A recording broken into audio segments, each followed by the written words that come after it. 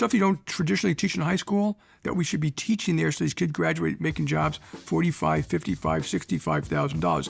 It's great for society. It's great for lower income. It's great for the companies. And I think, most companies want to do it.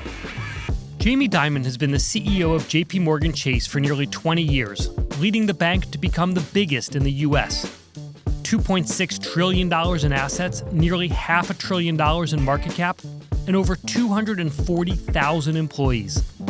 As he's grown the bank into a giant, he set out to change how the company, and maybe the U.S., thinks about hiring, where to find talent, how to grow talent, and how to get ahead as a worker.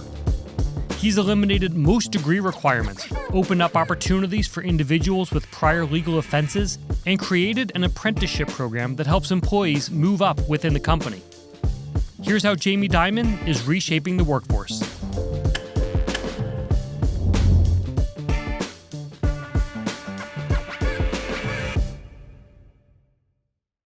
So I'd love to just get some sense for you on how you think about finding talent, how it's changed over the times. Are you still thinking about, diplomas matter as much as they used to? How do you find people to work for this company? Obviously, you need great talent. And I think things have changed over time. For a lot of jobs, we got rid of college degree required. Mm-hmm. Skills are far more important than the college degree.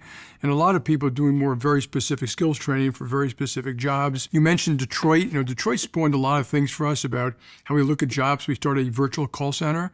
You can hire people in Detroit. They work from home, but they are very happy. They used to be in kind of low-paying jobs. They can't believe they're working at a bank. They like working at a bank. They found it fun, which they didn't expect. OSAT scores are very high for the customers, for them. We're doing one in Baltimore now. We used to recruit at 4 HBCUs. We now recruit at 27. If you go to Europe, in London, we used to recruit at, Oxford and Cambridge. Now we recruit at schools that have far more minorities and breadth of talent, et cetera. So we reach out everywhere. We started with the Business Roundtable to get, to hire. There are, a shocking number, 70 million ex-felons in the United States. Mm-hmm. And a lot of those folks, we met with them. One of our guys made me go, can't get a car, can't get housing. A lot of them are married. They don't want to go back. They need help. They need skills. And so what do you do? So we got rid of, check the box. And these are not, hardened, violent criminals. But we've hired something like 4,000 or 5,000 ex-felons. A lot of them are misdemeanors, by the way. But it just shows you there's a lot of talent out there. But you're not a nonprofit. You could hire the best. So what takes you to these new talent pools? Yeah, I don't think necessarily because you go to an Ivy League school or have great grades, it means you're going to be a great worker, a great person, or something like that. If you look at skills of people, it is amazing how skilled people are in something, but it didn't show up in their resume. And then, of course, if someone overcame unbelievable hardships in life, would you incorporate that in whether you'd hire them? I would. Mm-hmm. So I would look at all those things. One of the things you've been pushing for is to hire more people just straight out of high school. What's driving that? I think 30% of Americans go to college.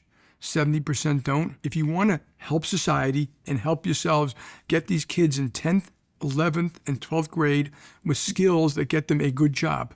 And what you really want to get, the schools have to now change their education a little bit. Cyber, data, program management, financial management, stuff you don't traditionally teach in high school that we should be teaching there so these kids graduate making jobs $45,000, $55,000, $65,000. It's great for society. It's great for lower income. It's great for the companies. And I think, most companies want to do it. It's just we haven't been doing that in this country. How do you think about the extra training that's required? I think a lot of leaders have looked at college and said, well, these are almost like finishing schools for employees. They're going to come in, they're going to know how to work within an office. They can work with each other. They're going to see people like them, so they're going to be more comfortable.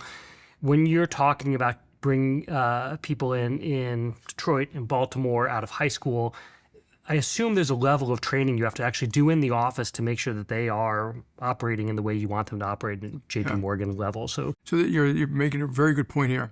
The first thing is they're not used to walking in a building like this. And they don't necessarily know the social ethic and the social culture and shaking hands and thank you notes and stuff like that. So there is this kind of education, to get these kids more comfortable just coming to work here. It works. So we've got to make these kids more comfortable. And I think one of the things that works there is apprenticeships, internships, and then a little bit of training. Again, which they can teach in high school too. They make people more comfortable. So we've had a lot of the CEOs now have gone to speak to some of these community colleges for that very reason. The reality is, talent is everywhere, but opportunities aren't. For years, employers focused on work history and degrees when selecting candidates, but only about 37% of Americans hold a bachelor's degree, excluding a significant portion of our potential workforce, particularly among minority groups. And employers like JPMorgan are trying to address this.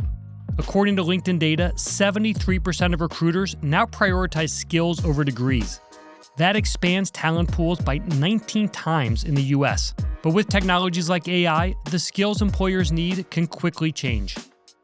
Will you talk a little bit about how AI is changing how you think about talent too? Is your workforce going to grow? Yeah. Is it going to shrink? Is it just going to change how we do your jobs? How are you thinking about it? I think it's all of that. And I think people stop talking about it's huge. Yeah. And what we do is we've embedded in all of our businesses. We have someone on the management team reporting to the president and me who is responsible for data and analytics, data going hand in hand. Journey to the cloud is part of that, so you have the huge compute power to use AI. And then every business has a mirror organization. We have 400 AI projects. My guess will be 800 in a year, 1,200 after that. It is unbelievable for marketing, risk, fraud.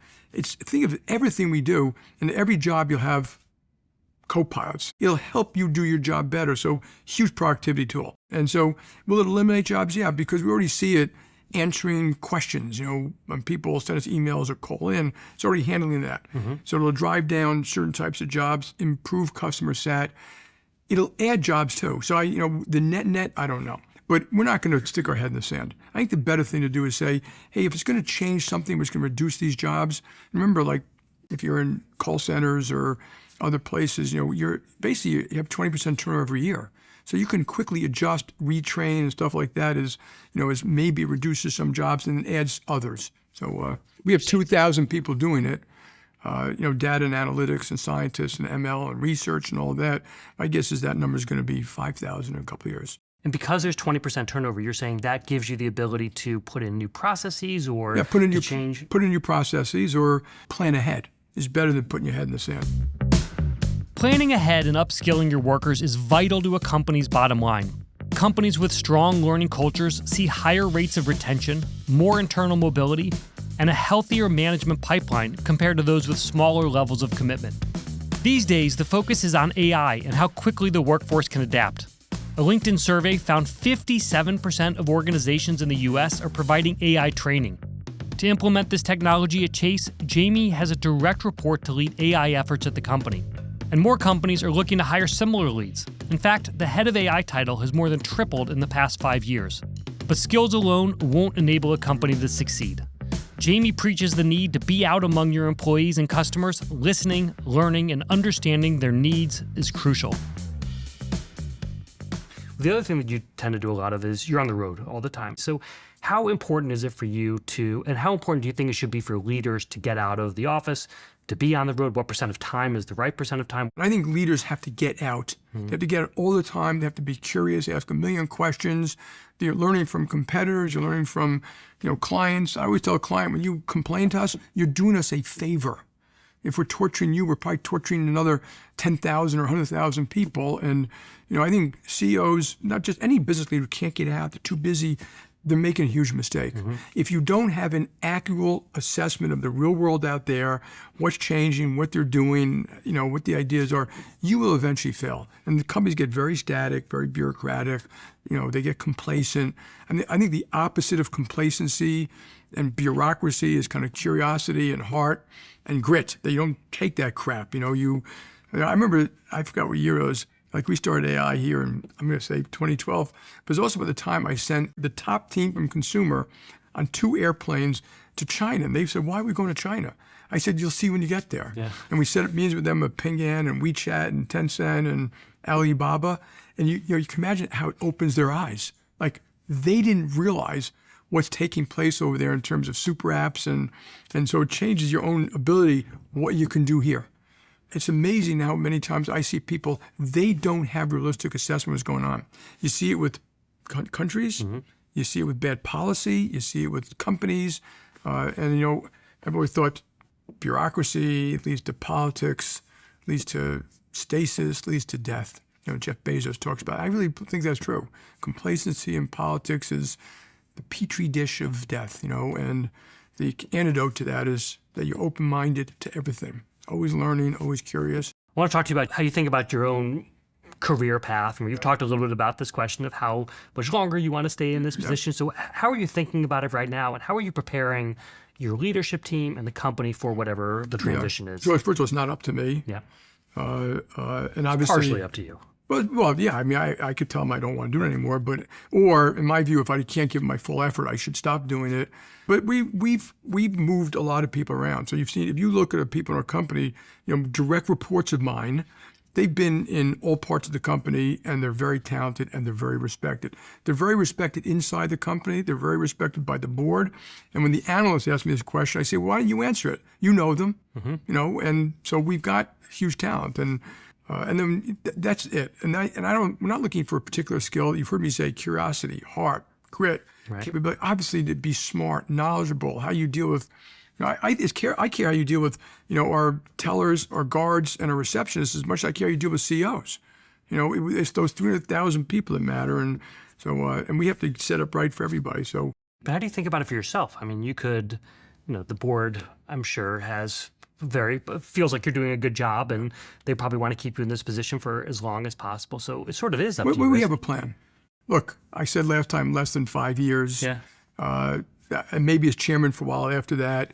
So we'll see. The most important thing I'm going to do, my last final full measure of devotion to this company, is getting the right person in that job. How do you do that? I mean, is that the kind of thing where you make sure someone's right next to you? Do you share more? I mean, for other people who are in a position of thinking about how they turn over a company to someone else, what would you recommend? How do you start positioning the next generation? We analyzed and gave to the board outside very successful succession plans, unsuccessful succession plans.